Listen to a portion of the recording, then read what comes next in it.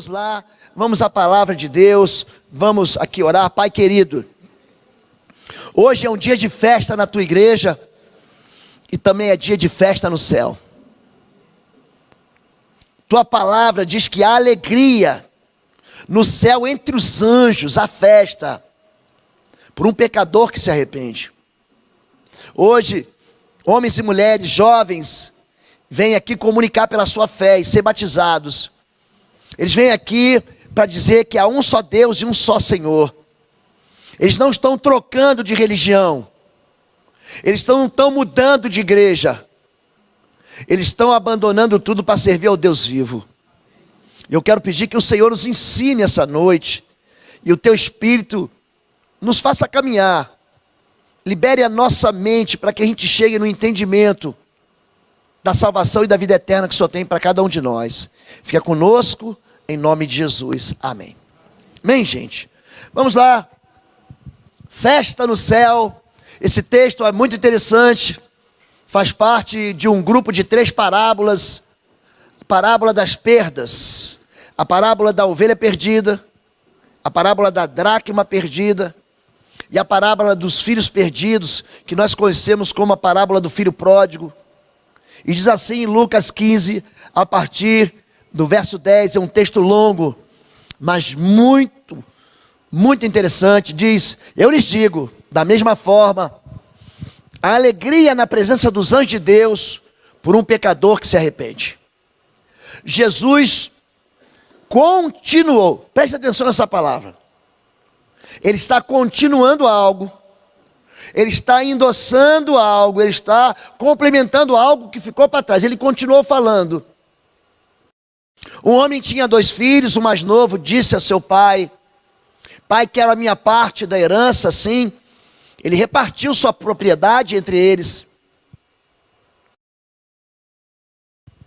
Não muito tempo depois, o filho mais novo reuniu tudo que tinha e foi para uma região distante, e lá desperdiçou seus bens, vivendo irresponsavelmente.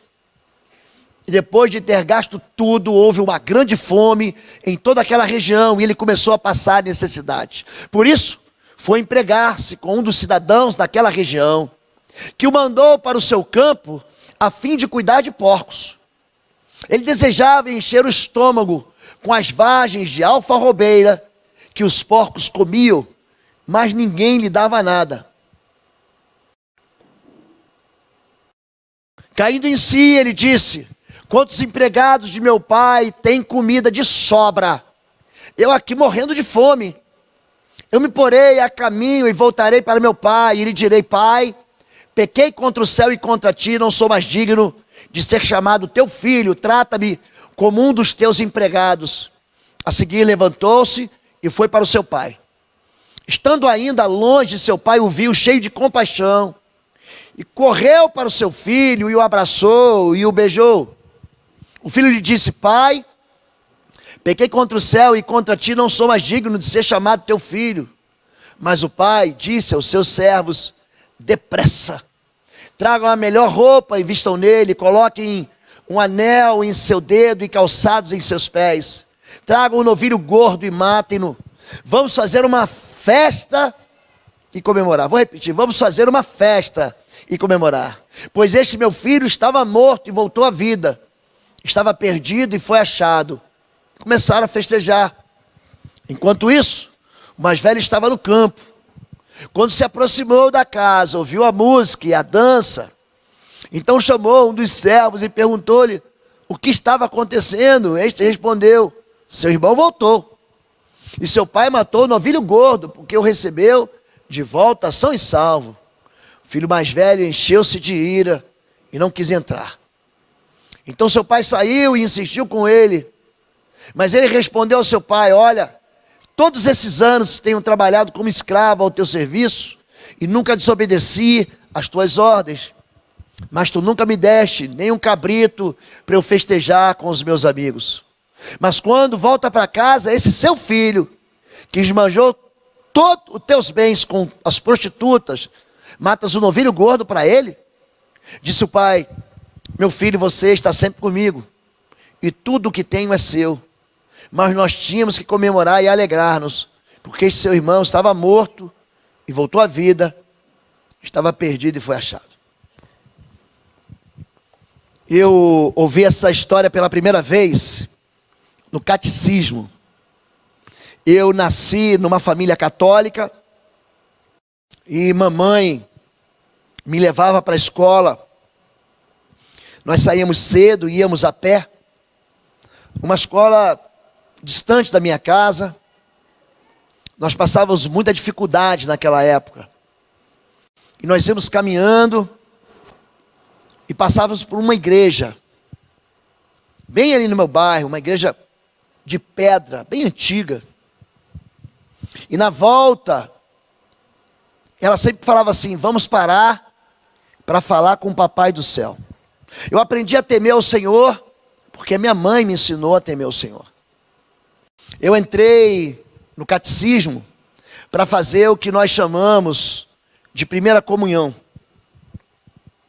E ali, pela primeira vez, a irmã, a freira, que me ensinou no catecismo, irmã, me contou a parábola do filho pródigo. Foi ali que eu aprendi essa parábola. Mas eu não tinha mergulhado nela. E existem muitas perspectivas em cima dessa parábola. Uma parábola é uma história que é contada para trazer à tona realidades complexas e fazer com que elas se tornem muito simples. Uma parábola, ela normalmente, Jesus quando ministra, ele fala o seguinte: o reino dos céus é semelhante a um rei que faz contas.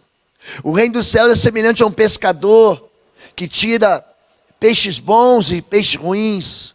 O reino dos céus é semelhante a um homem que compra um campo. O reino dos céus é semelhante ao semeador que sai a semear. O que Jesus está fazendo? Ele está pegando notícias do céu e ele está fazendo com que essas notícias do céu façam sentido para a gente aqui na terra. Porque nós não iríamos entender. A nossa mente não consegue entender o que é o céu, nem o que acontece lá. Quando você pega textos bíblicos que revelam aquilo que está por trás das cortinas do céu, você não entende. O apóstolo João escreveu o livro do Apocalipse, o livro da revelação, não é o livro do final do mundo, é bom você entender isso. A palavra Apocalipse significa revelação, revelation, em inglês. Esse livro fala de coisas que a gente não entende. Que o céu tem um lugar com 12 portas, que são 12 pérolas, e as ruas são de ouro. E você vê miríades e milhões de milhões. E tem coisas ali naquele livro que são combinadas com metáforas que para mim não fazem nenhum sentido. Então o que Jesus faz? Ele pega algo que eu não tenho entendimento e traz para a realidade terrena. Eu vou te explicar, é mais ou menos assim. Funciona mais ou menos assim. Quando você quer ensinar o seu filho que não pode colocar o dedinho na tomada, você não vai pegar aquilo que você estudou em física e vai dizer assim: olha, tem aqui uma fase, um neutro, aqui tem uma corrente alternada. Você vai falar para ele o seguinte: não bota o dedo ali porque dá choque. E você dá uma batidinha assim para ele entender, ó, vai fazer mal. Uma parábola o que é?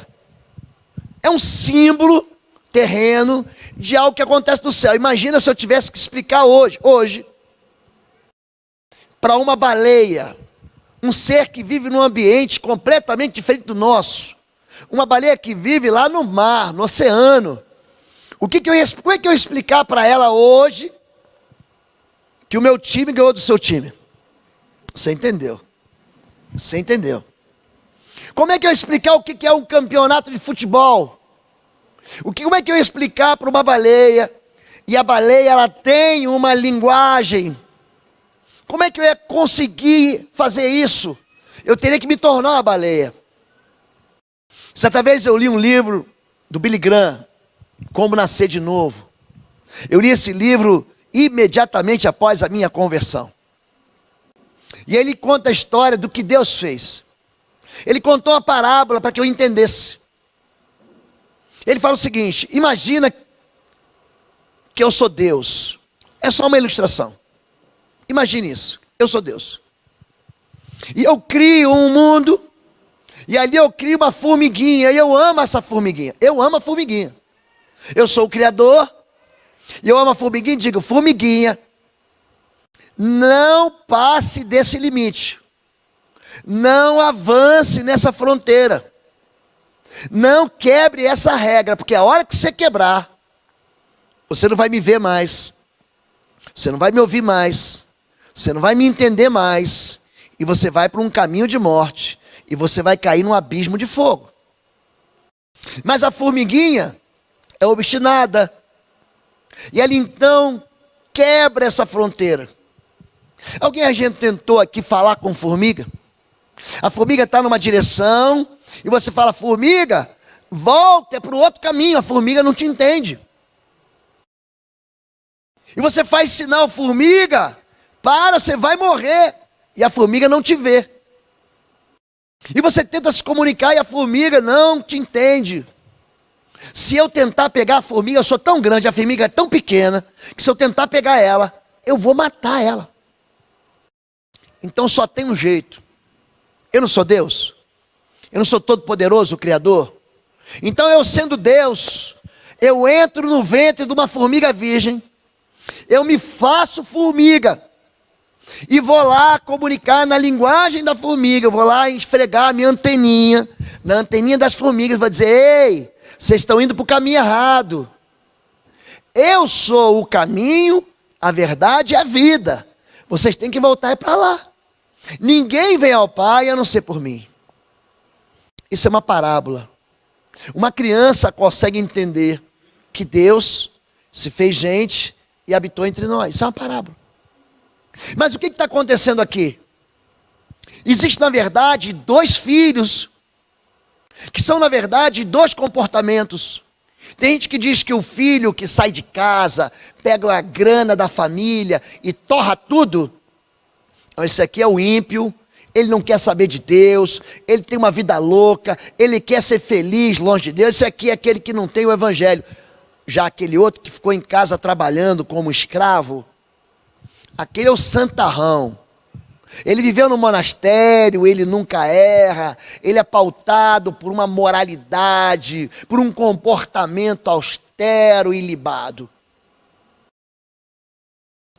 Na verdade, há uma pluralidade de interpretações. Eu já preguei esse texto sobre a ótica do pai, sobre a ótica do filho gastador, sobre a perspectiva do filho que ficou em casa. Eu já preguei esse texto até sobre o chiqueiro do porco.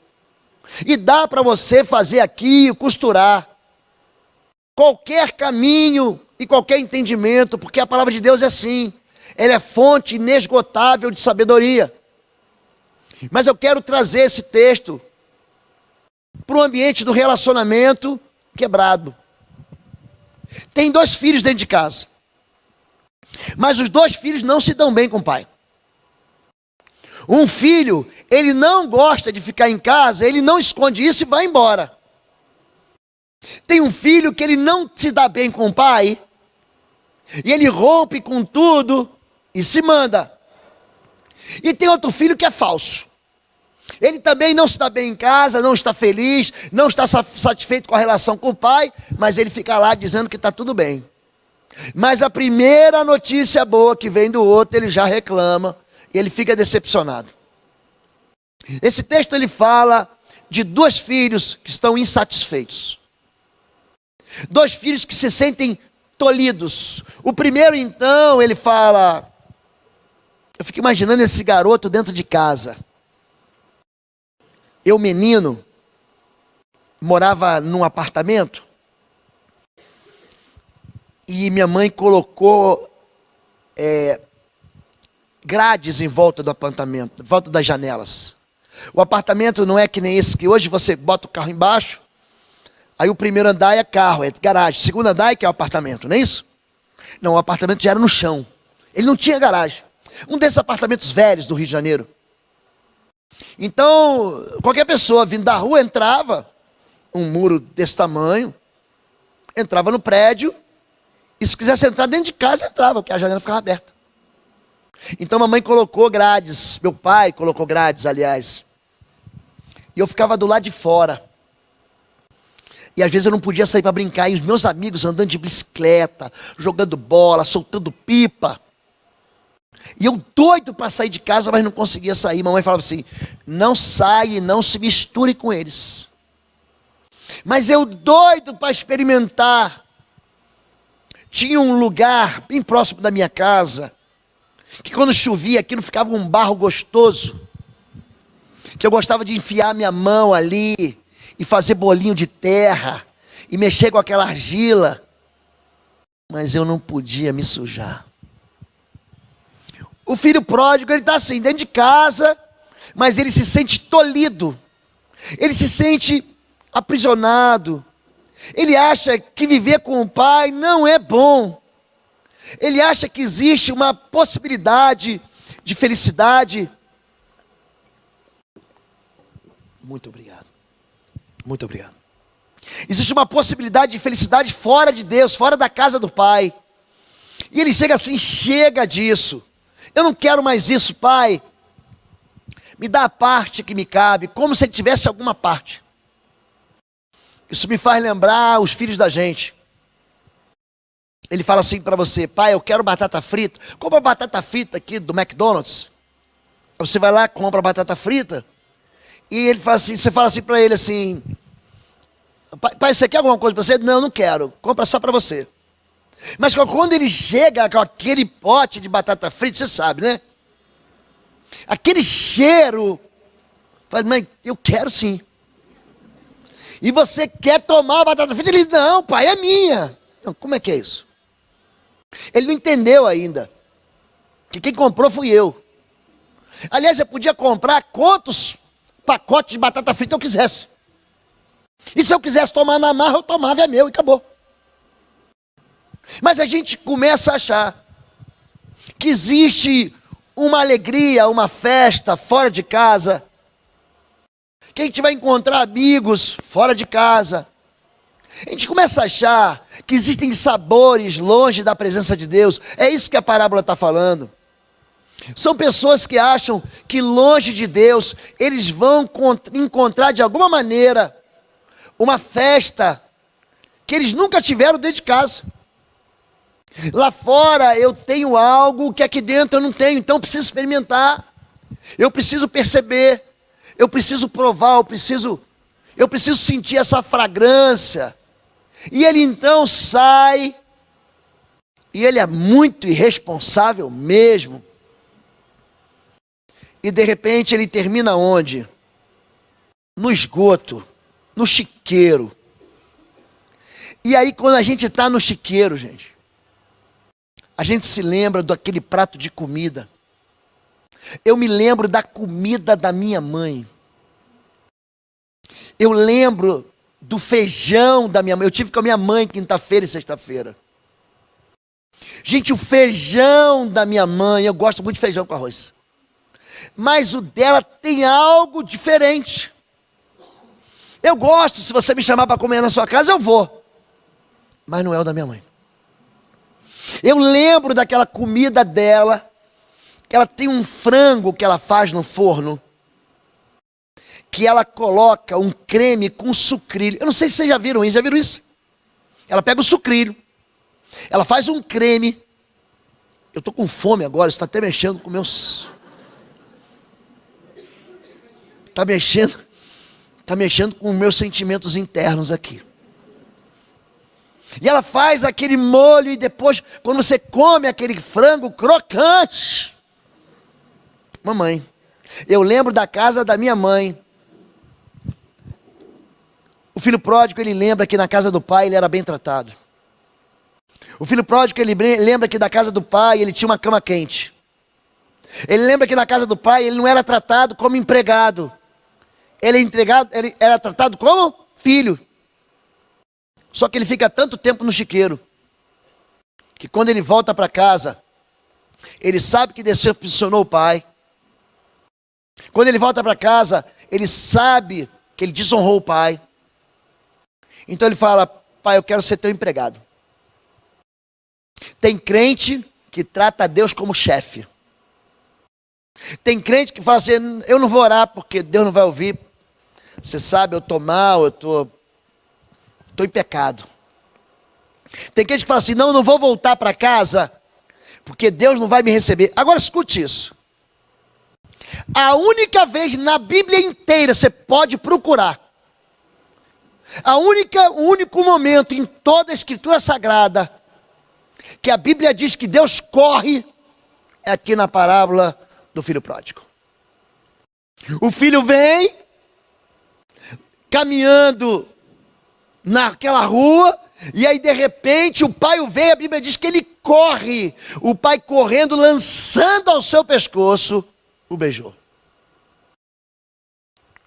Só sabe como é bom estar na casa do pai quem já comeu comida de porco no chiqueiro.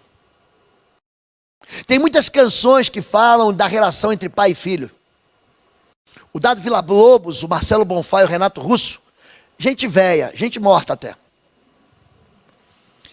Eles falam assim: eu moro com a minha mãe, mas meu pai vem me visitar. Eu moro na rua, não tenho ninguém. Eu moro em qualquer lugar. Já morei em tanta casa que eu nem me lembro mais. Eu moro com meus pais. A Elis Regina cantava assim: minha dor é perceber que apesar de termos feito tudo que fizemos, ainda somos os mesmos. E vivemos como nossos pais. Essa relação entre pai e filho, apesar de aparentemente quebrada, é a esperança que nós temos de conforto.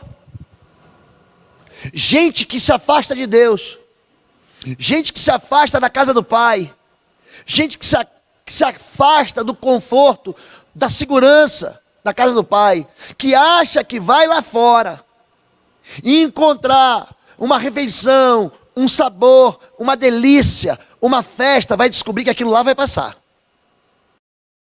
O problema é gente que nunca consegue voltar. Porque tem filho pródigo que não consegue voltar. Eu conheço a história de muita gente. Eu conheci um rapaz esse fim de semana. Ele falou: pastor, eu vivi na igreja até meus 12 anos. Meu pai se separou e eu nunca mais quis entrar na igreja. Mas tudo aquilo que eu aprendi continuava em mim.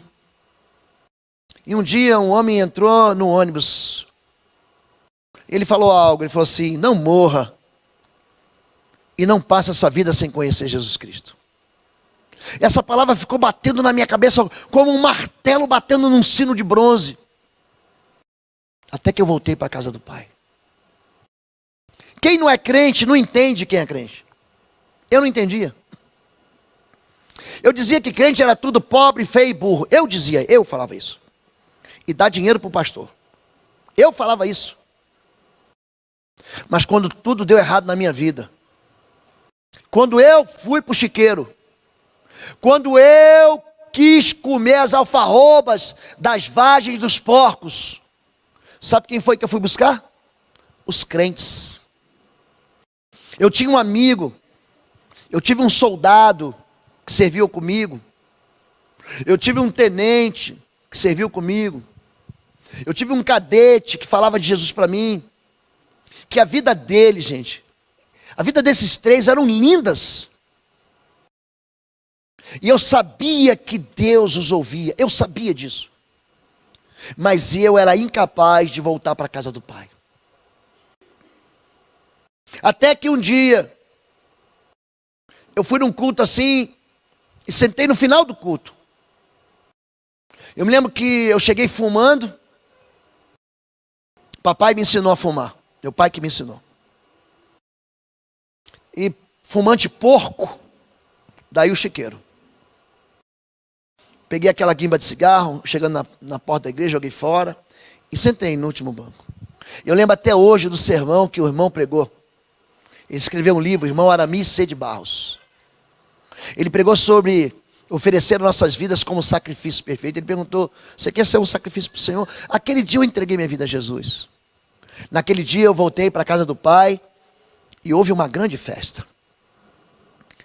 Eu não percebi a festa porque eu fui o único que aceitei Jesus naquele dia. Eu falei para a Misa assim, teu sermão deve ter sido muito ruim. Porque ninguém, é só eu. E eu devia estar desesperado mesmo. Mas era o meu dia. Ele chega em casa e você começa a desfrutar de novo da alegria. Viver com Deus não é uma vida de camisa de força. Viver com Deus é uma vida de liberdade para você festejar e dançar, porque é isso que estava acontecendo. Mas aí tem um segundo filho. E o segundo filho, ele se sente lesado, porque ele está trabalhando. Às vezes, sabia que às vezes eu me sinto como aquele filho lá? Pai, eu estou trabalhando, e a sensação que eu tenho é que eu não ganho nem um cabritinho. Quanto mais o bezerro cevado. A sensação é que não vale a pena. Aquele homem, aquele filho mais velho que está em casa, ele dá a entender que ele não consegue desfrutar daquilo que ele tem. Porque ele nem sabe que tem. Ele só tem uma parte. Por que isso, gente? Saco de dinheiro, metade da fazenda, é parte. Cabrito é parte. Bezerro gordo é parte. E a gente só vai entender como é fazer parte do reino de Deus quando entender que tudo é nosso. Que tudo que o Pai tem, eu tenho. A autoridade do Pai é a minha autoridade. Quando a gente consegue entender que o que falta dentro da gente é Deus, aí aquilo que é parte não presta mais. Eu morava na Ilha do Governador, de frente para a praia. E vi os primos me visitar, lá de Nova Iguaçu. Sabia? Lá de Nilópolis. E eu vi o desespero deles. Eles chegavam, gente, eles já chegavam, saíam do carro, não ia dar nem bom dia para minha mãe e para meu pai. Ele saiu do carro e entrava na água. Saía de sunga, de maiô, entrava na água. E ficavam dentro d'água. E na hora de ir embora, ele falava assim, mãe, só mais um pouquinho. O sol se pondo, só mais um pouquinho, só mais um pouquinho. Ele falava assim, Juninho, sou eu. Juninho, vem aqui, tá legal. Eu falava, não, estou satisfeito já. Por quê? Porque a praia era toda minha. Eu tinha praia na segunda, na terça, na quarta, na quinta, na sexta, no sábado, no domingo, e a vida inteira a praia estava lá. Então, para quem tem tudo, eu não fico preocupando com uma parte. Ele tem parte, ele vem no domingo, e no domingo ele toma banho. Mas eu tenho todos os dias e todas as noites. Chovia. E a melhor época para você pegar siri é quando chove e tem lua cheia. Aí quando a chuva passa, vem aquela bonança, aí a gente ia lá, passava o arrastão. Eu já fui pescador de siri. Você jogava o pulsar. Como a gente pegava siri naquele tempo lá? Mas aquilo que era do meu pai era meu. Era a casa do meu pai. Eu não estava ali como um visitante. Eu morava ali. O meu quarto era ali. Se eu quisesse, às vezes eu estava de fato brincando na praia, mamãe levava almoço para a gente na praia. Vamos parar agora que vocês vão almoçar. Qual é o problema daquele que está dentro de casa e acha que aquilo que Deus deu não é dele? É que ele sempre vai ficar insatisfeito com tudo. Eu tive aula de mecânica dos fluidos, ou dinâmica dos fluidos. Você que fez engenharia, você sabe o que é isso. Tem um sujeito chamado Blaise Pascal, ele tinha uma teoria muito interessante. Na verdade, era um princípio, né? De que a variação sobre o ponto da água, uma água em equilíbrio, toda pressão sobre ela é igual, ela é permanente. E eu ensinava, aprendia isso para aprender pneumático. Eu falava, para que eu vou aprender isso? Eu vou lá consertar avião, eu vou pilotar avião. Era a minha cabeça. Mas estudando esse homem, Meu professor disse, Blaise Pascal, ele disse a célebre frase: o coração do homem tem um buraco tão grande que nada vai poder suprir a não ser Deus. Só Deus cabe aqui dentro. E esse era o problema do filho mais velho. Ele queria coisas, assim como o filho mais novo. Mas as coisas que estavam ali à disposição dele não satisfaziam. Porque nós precisamos, na verdade, de um relacionamento com Deus. A vida com Deus não tem a ver com algo moral. Não tem. Porque aquilo que é moral depende de comportamento. A vida com Deus tem a ver com algo espiritual. Porque aquilo que é espiritual depende de relacionamento. Deus não quer que você faça parte de uma igreja. Deus quer ser teu pai. Deus quer que você chame ele de pai. Deus quer que você diga para ele: pai, pai, me socorre, me ajuda. É isso que Deus quer. Ele vai te dar coisas se você pedir. Mas se você vem para a igreja ou vive esse ambiente de igreja, achando que Deus é só aquele que vai suprir necessidades, você está ficando só com parte e não com todo. Você vai sempre sentir e achar que aquilo que você tem não presta. Porque ele vai te dar um carro, pode te dar, ele pode te dar uma bicicleta, ele pode até te dar um namorado hoje, minha irmã, meu irmão. Irmão não, irmão é namorada. Ele pode responder com um milagre, te dar uma cura. Mas isso é parte. Isso não é tudo. E o que o nosso Deus quer é fazer uma festa, não porque você ganhou um bezerro. Não, não é isso. Mas porque você faz parte da família do Pai. O batismo é uma parábola, sabia disso? É um sinal externo de algo que acontece dentro do coração das pessoas. Ali dentro tem uma lâmina de água, tem uma água. E quando os candidatos ao batismo descerem as águas, esse é o nome que se dá. Aliás, deixa eu falar para você, a palavra batizar significa mergulhar. Batismo, querido, é mergulho. Essa palavra era usada para você pegar uma roupa, você mergulhava numa tinta vermelha, e quando você levantava, mudava a natureza daquela roupa. Quando você mergulha, você está anunciando para todo mundo: eu morri com Jesus, você fui sepultado com Ele, e eu ressuscitei por uma nova vida. Esses homens, essas mulheres, esses adolescentes, essa jovem que vai ser batizada aqui, não vão virar anjo. Você, querida Fabrícia, você vai ser batizada. Não adianta amanhã você ficar olhando para as costas, cadê a asa? Não vai aparecer. Nem uma auréola na cabeça. Você vai continuar sendo Fabrícia. Você vai continuar sendo gente. Papai, mamãe, marido, esposa, não fiquem exigindo dos seus cônjuges, dos seus parentes, que eles virem perfeitos. Igreja não é lugar de perfeitos. Igreja é lugar de pecadores arrependidos. Igreja é um ambiente onde eu e você, a gente se perdoa um ao outro. Aonde a gente se sustenta um ao outro, se suporta um ao outro. Aonde a gente se alimenta um ao outro. É isso que é a igreja. Ah, pastor, não vou para a igreja porque tem um monte de gente lá que não presta. Cabe sempre mais um. Você é bem-vindo. Nós vamos tropeçar, querido. Nós temos limites. Nós também temos orações que não são ouvidas. Nós também nos irritamos. Nós também vivemos experiências de derrota. Agora, quando nós passamos pelas águas, nós estamos anunciando no mundo espiritual que a nossa relação com o Pai, ela está restaurada. Nós começamos então uma nova vida. Mas isso não vai acontecer aqui agora, isso aconteceu lá no passado. Quando você entrega a tua vida a Jesus. Quando você entrega a sua vida a Cristo. O seu eu, a sua vida velha morre.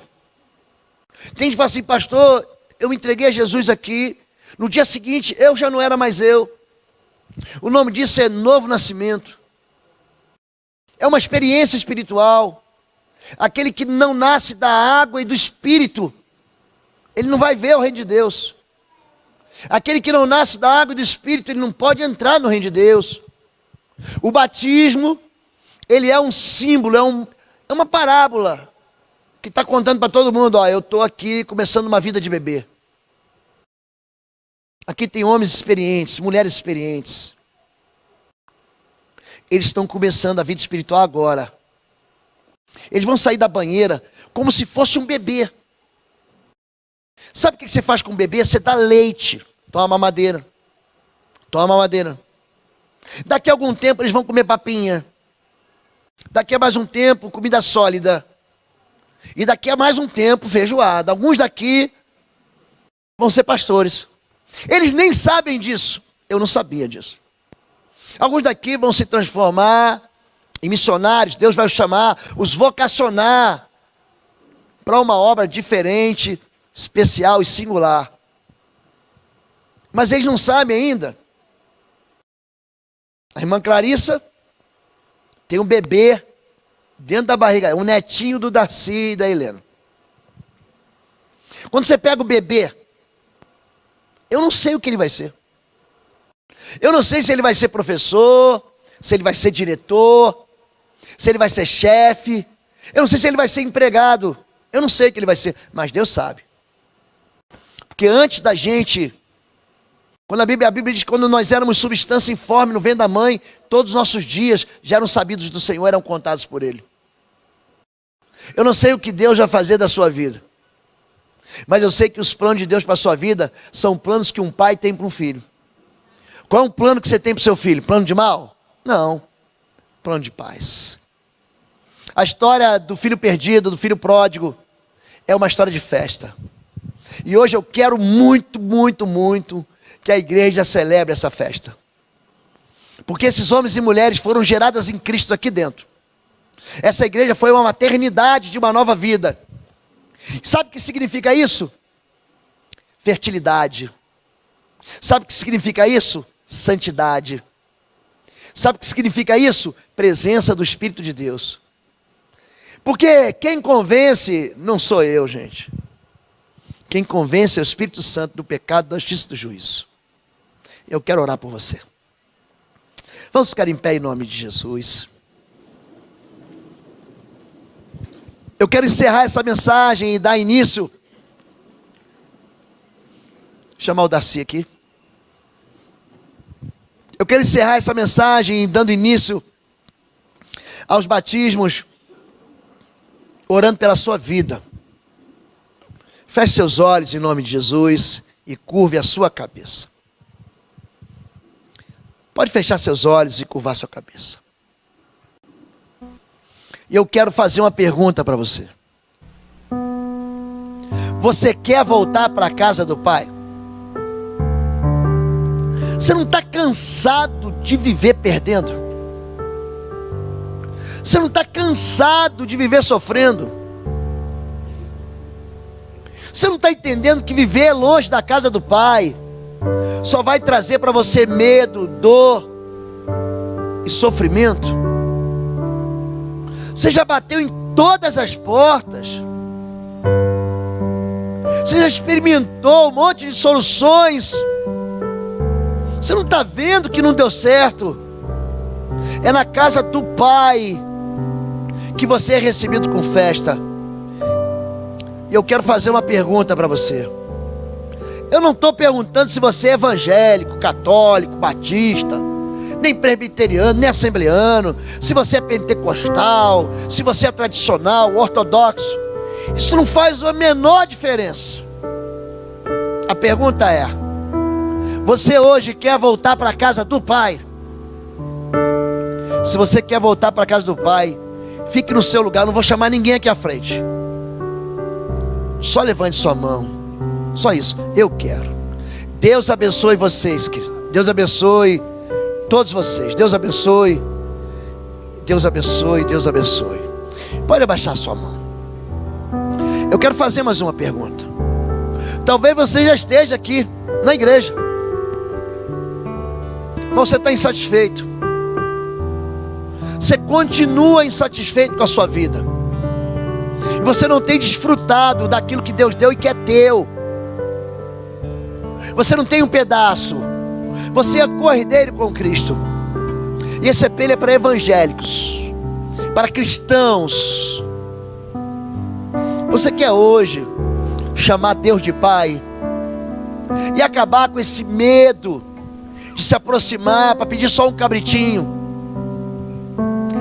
Você quer se aproximar de Deus e entender que Deus é um Pai amoroso?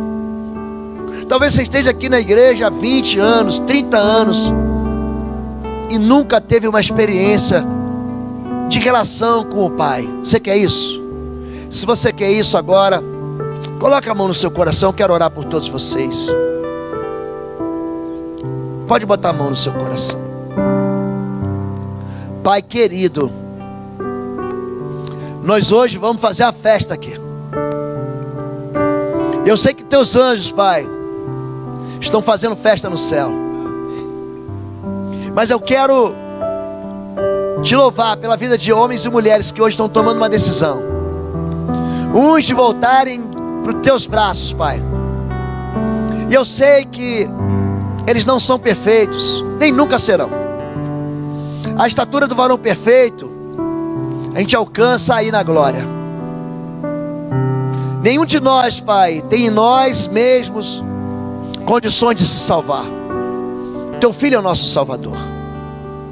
Eu quero pedir que, assim como socorreu para receber o filho pródigo, corre também, Pai.